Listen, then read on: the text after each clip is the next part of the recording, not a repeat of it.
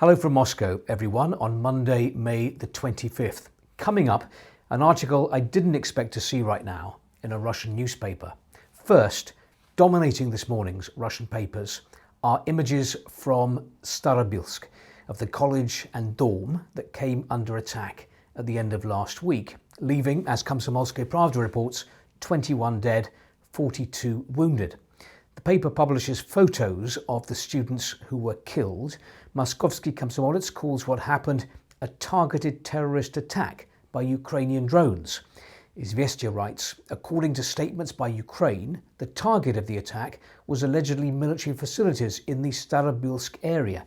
However, the college hardly fits the definition of a military facility. It would have been extremely difficult to mix up. Starobilsk is in Russian-occupied eastern Ukraine in the Luhansk region that Russia claims to have annexed. Moscow is not only accusing Ukraine over this, but Europe too, over its support for Kiev. One of the headlines in Moskovsky Komsomolets today, Ukraine's European terrorist attack. Images too of Russia's mass attack on Ukraine Saturday night into Sunday, using hundreds of drones, dozens of missiles, including the Oreshnik hypersonic missile. And all of this 4 years and 3 months since Russia's mass invasion of Ukraine and the start of what the Kremlin still calls the special military operation. The prospects for peace look remote. This is how Izvestia sums up current diplomatic efforts. It's a paradoxical situation.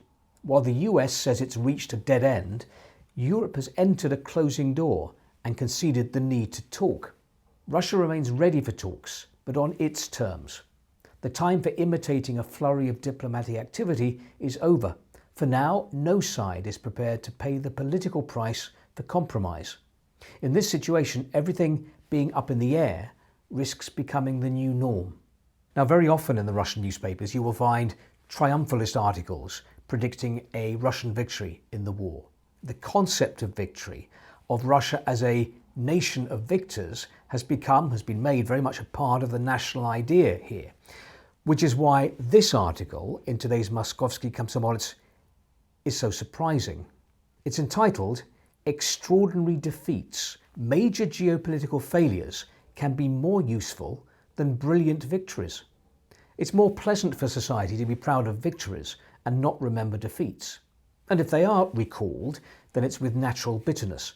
But in Russia, it was lost wars and humiliating truces that regularly led to new breakthroughs, reforms, and surprisingly, to new victories. Major geopolitical losses were sometimes more useful than brilliant victories.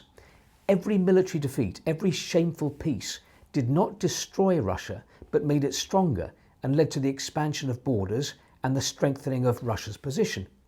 And the author goes on to give examples of this from hundreds of years of Russian history, from the Mongol yoke to the Crimean War and Treaty of Paris in 1856 that deprived Russia of the Black Sea Fleet.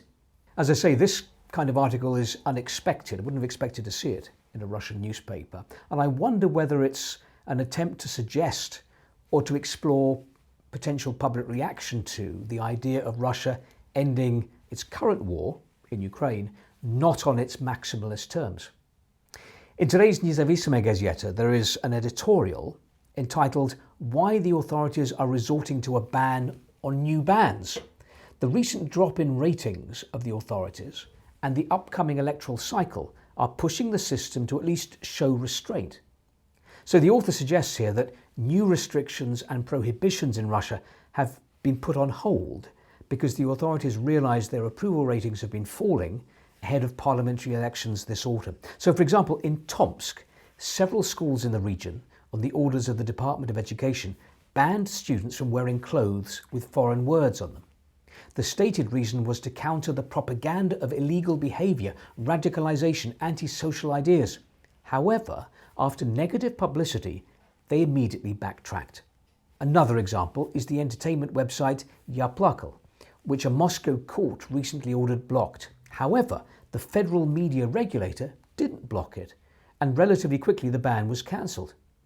Another example, the introduction of fees for international internet traffic was postponed, another potentially major irritant that would be perceived as another restriction of usual access to the global network.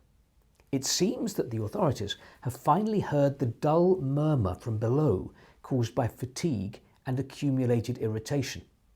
The recent drop in the ratings of political forces and the upcoming electoral cycle are pushing the system towards at least restraint and caution. But it is important to understand it correctly. This is not a question, at least at this stage, of easing or reversing course. Nothing changes systemically. For now, society is just being assured that things won't be made worse.